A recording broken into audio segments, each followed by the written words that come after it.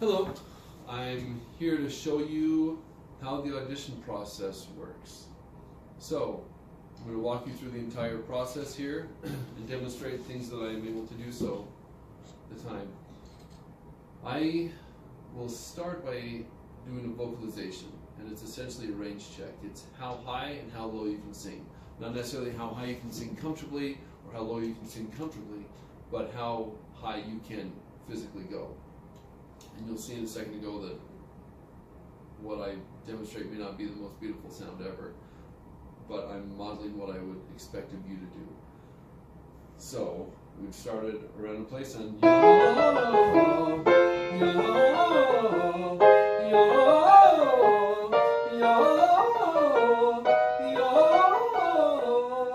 pretty high for me.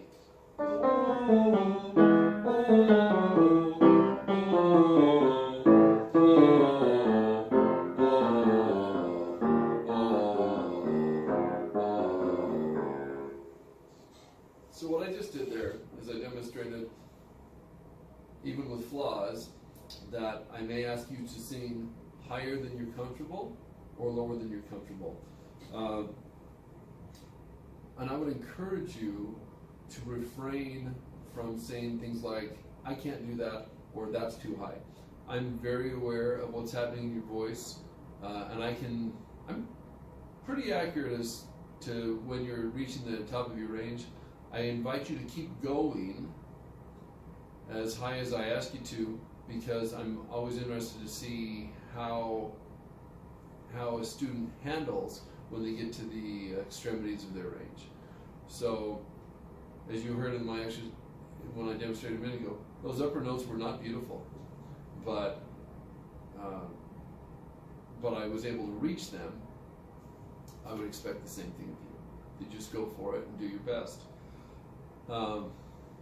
After the vocalization and range check, I will ask you to sing. I'll play 5 notes on the piano and you would sing back what you hear on na. It's easiest if you really sing na na na na na in response. It's easiest if you sing it the moment I'm done. Experience shows that the more a student sits and thinks about it, the worse they do. Let your instincts take over. That's what this is checking for.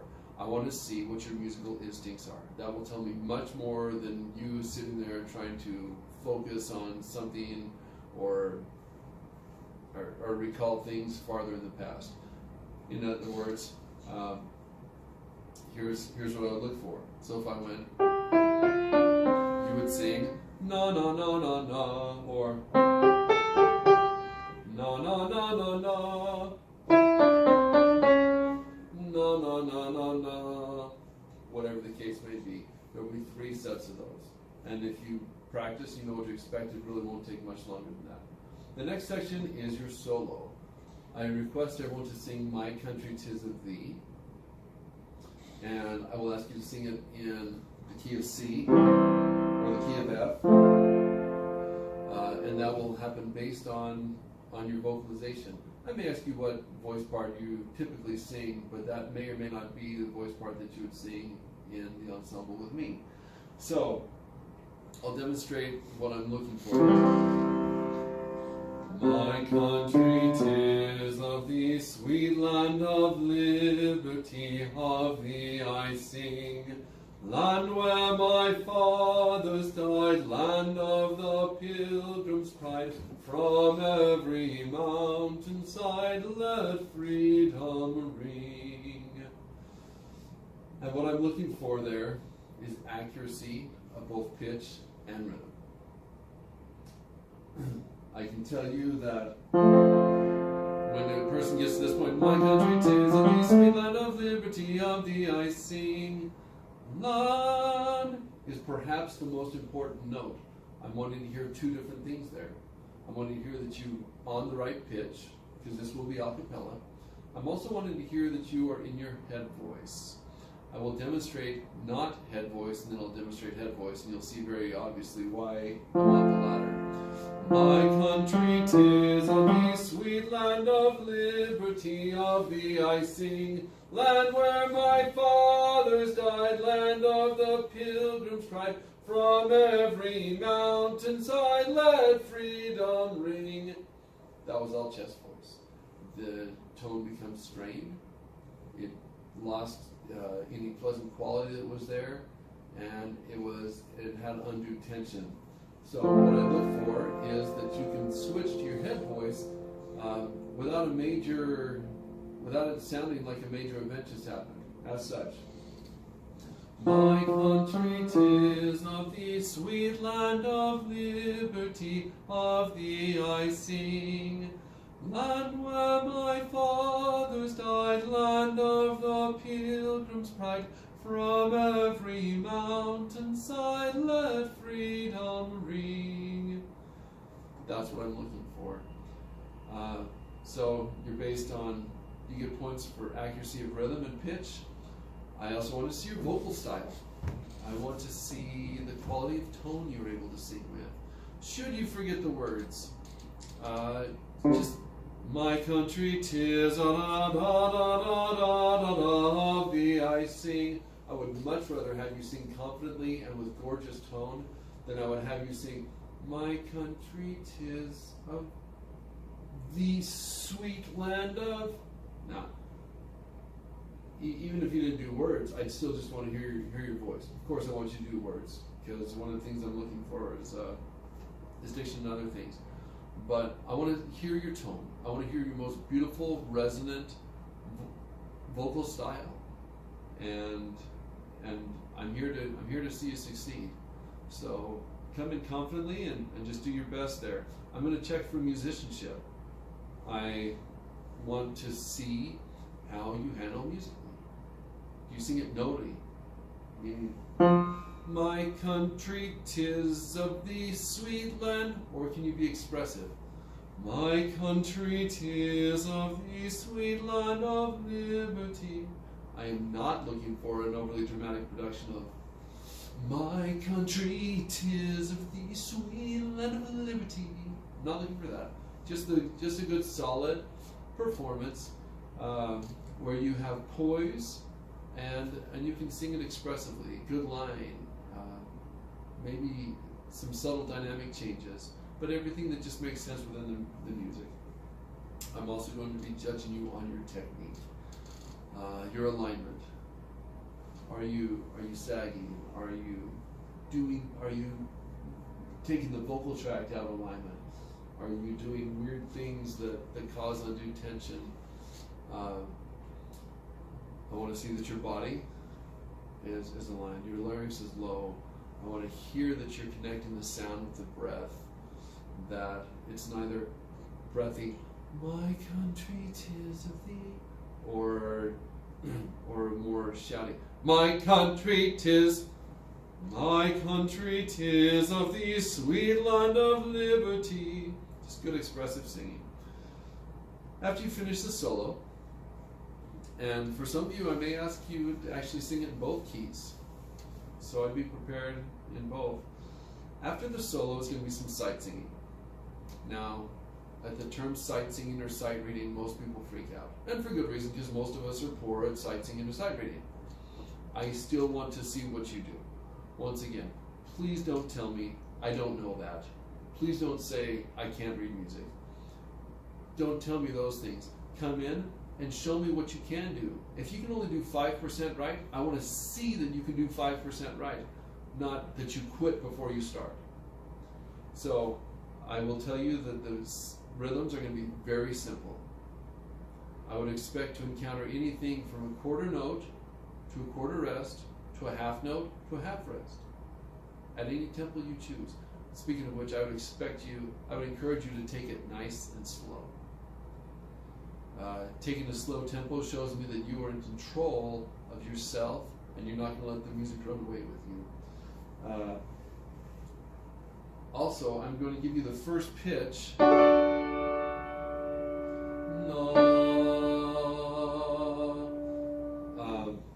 I may do something like that. Just get the key in your head. Put that starting pitches right there. Now, if the key be here, this is the starting pitch, and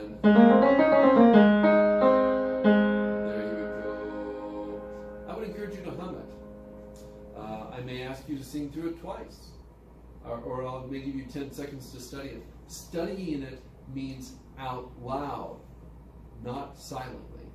You'll sing better if you study out loud. So I'm going to make up something here. Let's pretend that I'm looking at the music, and there's my starting pitch right there. I would go na na na na na na na na na na na.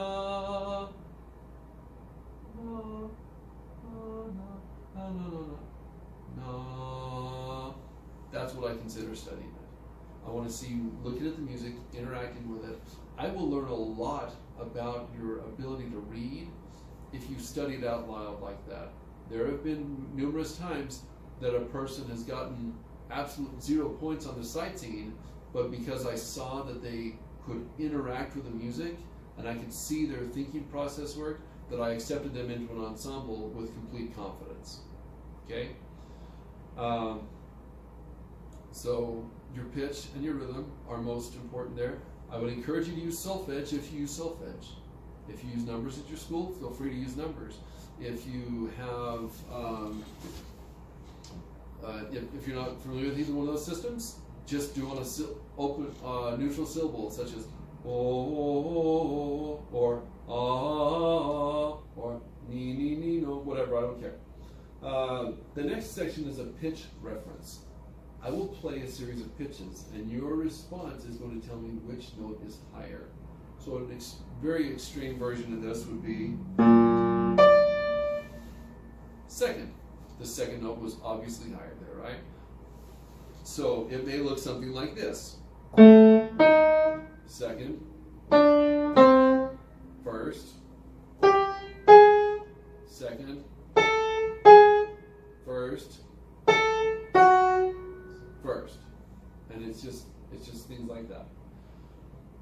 Next I will give you a piece of paper, a sheet of music that includes a soprano, an alto line on the treble clef, the tenor and bass on the bass clef, kind of hymnal style, which you may see in a hymnal at church or somewhat. And there will be things marked on there. I will ask you questions about the items that are highlighted. I may ask you a question too about things that are not highlighted. A simple question may be such as, identify what's circled in blue. The answer may be double bar line. What is highlighted in orange?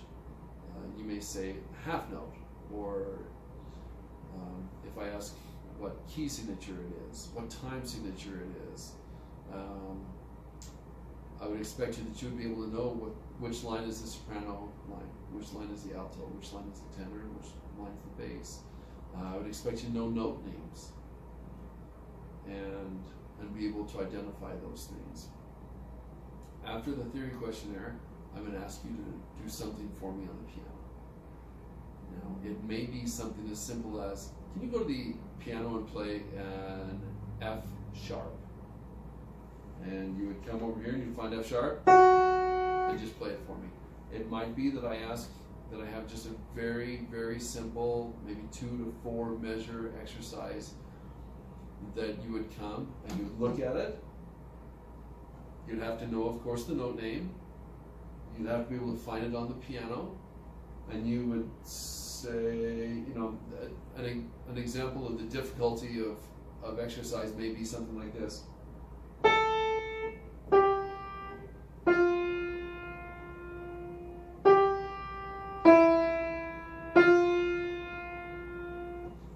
Something as simple as that. The reason I include this, students who can make the connection between what's written on the paper and what's written on the piano understand music better. Furthermore, if you're preparing music for solo or for choir or for whatever the case may be, if you can find notes on the piano, then when you go to practice and there's an interval that's difficult for you, for example, if it was hard for you to hear ba-da-da. Then you could sit at the piano and you may take two hands with just finger and you can practice that. Na, na, na, na, na, na, which is a great tool in learning music. My experience with this audition process has been, this audition process has evolved over the last 15 years. I find that not every student nails every part. And I found that that's okay. That it takes all kinds of people to make a choir work. Your strengths might be another person's weakness, or your weaknesses might be another person's strength. That's okay. I would come in doing your best, confidently, singing out and just going for it. The attitude of being willing to make mistakes is a huge and vital skill to being part of a great ensemble. Come in and show me what you know, and don't apologize for what you don't know. Just show me what you can do is the most important thing. When you make a mistake, and you will make a mistake, brush it off and keep moving forward. That's another skill that I'm looking for. I wish you good luck, and I look forward to hearing your audition.